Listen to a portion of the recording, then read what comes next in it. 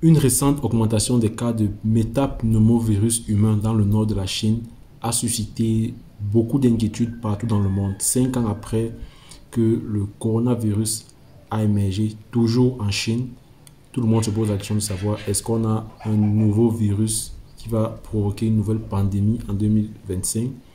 Est-ce qu'il faut vraiment s'inquiéter par rapport à ce virus? Déjà, c'est quoi ce virus-là? Comment est-ce qu'il faut le comprendre d'un point de vue biologique? On en parle dans cette vidéo. Bonjour à toi et bienvenue sur Parlons de santé publique. Bienvenue sur cette vidéo. Si tu nous découvres à travers cette vidéo, je suis Roussel Youssa, je suis spécialiste en santé publique. Et dans cette chaîne YouTube, on parle de tout ce qui concerne l'actualité sanitaire, on parle de santé publique en général et on donne également beaucoup de conseils à ceux qui sont étudiants ou bien qui travaillent déjà notamment en matière de recherche, comment rédiger un protocole de recherche. Et nous avons une offre spéciale pour tous ceux qui souhaitent que nous les aidions dans la rédaction, que ce soit dans l'analyse de leurs données de recherche. Vous pouvez nous contacter à travers notre adresse email qui est dans la description de cette vidéo. Alors, comment est-ce qu'on peut comprendre l'émergence de ce nouveau virus humain, ce qu'on appelle le métapneumovirus humain, qui est un virus qui est responsable de l'infection respiratoire supérieure, ce qu'on appelle le rhume. Okay? Donc, ça a été identifié pour la première fois en 2001 en Hollande. Okay? Et ça appartient à la famille des pneumoviridae, tout comme le virus respiratoire syncytial, le RSV. Et c'est un virus qui provoque également des symptômes légers, mais ça peut également, chez certaines personnes, provoquer des symptômes graves. Actuellement, lorsqu'une personne a la grippe, voilà, on est un peu inquiet de savoir est-ce que c'est ce virus-là qui s'est propagé déjà. Alors, comment est-ce que le HMPV se propage? Lorsqu'on parle de HMPV, c'est le métapneumovirus humain qu'on abrège en HMPV. Alors, quel est le mécanisme de propagation? Ça se propage de manière similaire aux autres virus de la grippe. Okay? On a, que ce soit par les particules respiratoires infectieuses, c'est-à-dire c'est transmis par l'air. Lorsque une personne qui est infectée tousse, alors le virus va rester dans l'air et donc une personne peut être infectée. Également, on a par contact avec des surfaces qui sont contaminées, c'est-à-dire si une personne qui est contaminée a touché grâce à toucher une surface qui est contaminée, donc elle peut déposer le virus, que ce soit sur le poignet des portes, d'autres objets, ou bien on se touche le nez, on se touche la bouche, et puis on va toucher la porte, et si une autre personne vient toucher cette porte-là, qu'une personne contaminée a touché, alors on peut être infecté. Alors, la période de propagation du HMPV.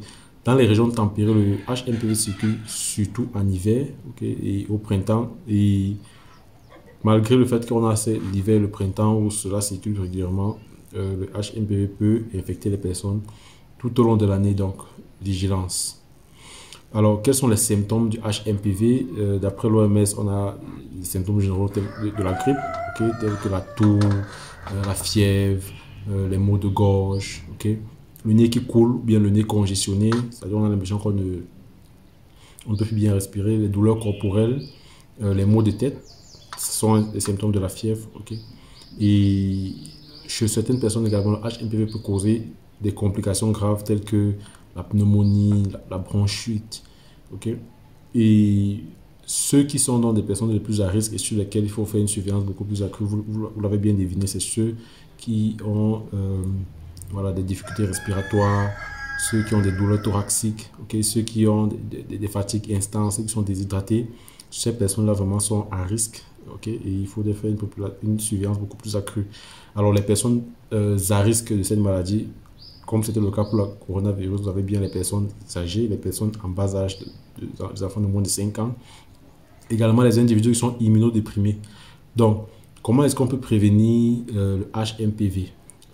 C'est forcément les mêmes mesures de prévention que le coronavirus, c'est-à-dire il faut porter un masque, il faut améliorer la ventilation, il faut se laver les mains dans l'hygiène individuelle, il faut éviter de se toucher le visage sans s'être nettoyer les mains, parce qu'on peut prendre le virus sur une surface contaminée pour la ramener au niveau de son visage et être infecté. Également, il faut renforcer le système immunitaire à travers une alimentation équilibrée, une alimentation saine. Il faut dormir également suffisamment.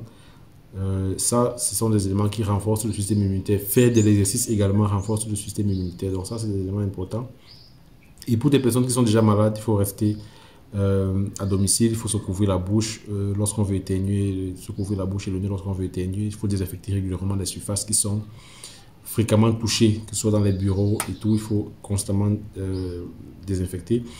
Alors, en matière de prévention, actuellement, il n'y a pas de vaccin disponible pour le HMPV, mais il y a des recherches qui sont en cours pour pouvoir développer ce vaccin-là.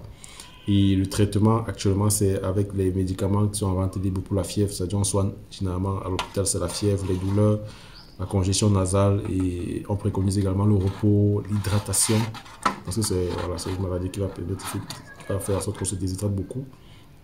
Donc, si vous avez des symptômes graves, vous vous référez chez votre médecin pour une prise en charge beaucoup plus spécifique.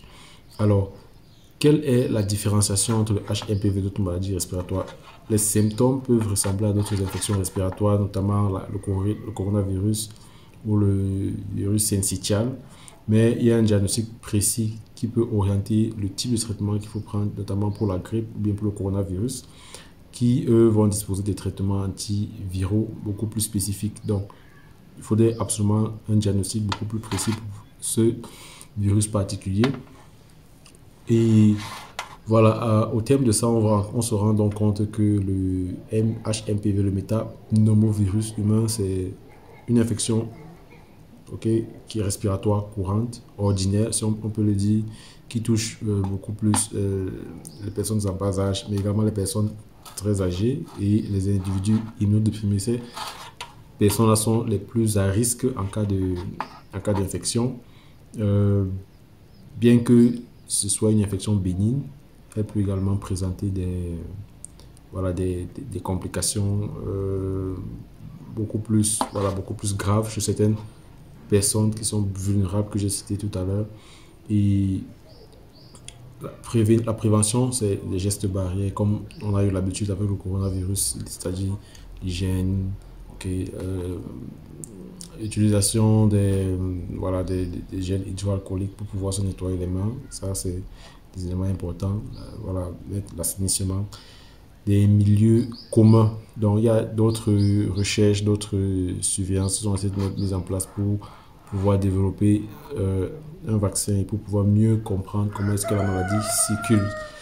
Alors, c'est ce que je voulais évoquer avec vous à travers cette vidéo. On a dû parler de l'aspect clinique de cette maladie et on va poursuivre les observations pour voir comment est-ce que cela évolue. Est-ce qu'il y a d'autres informations en ce qui concerne dans cette maladie?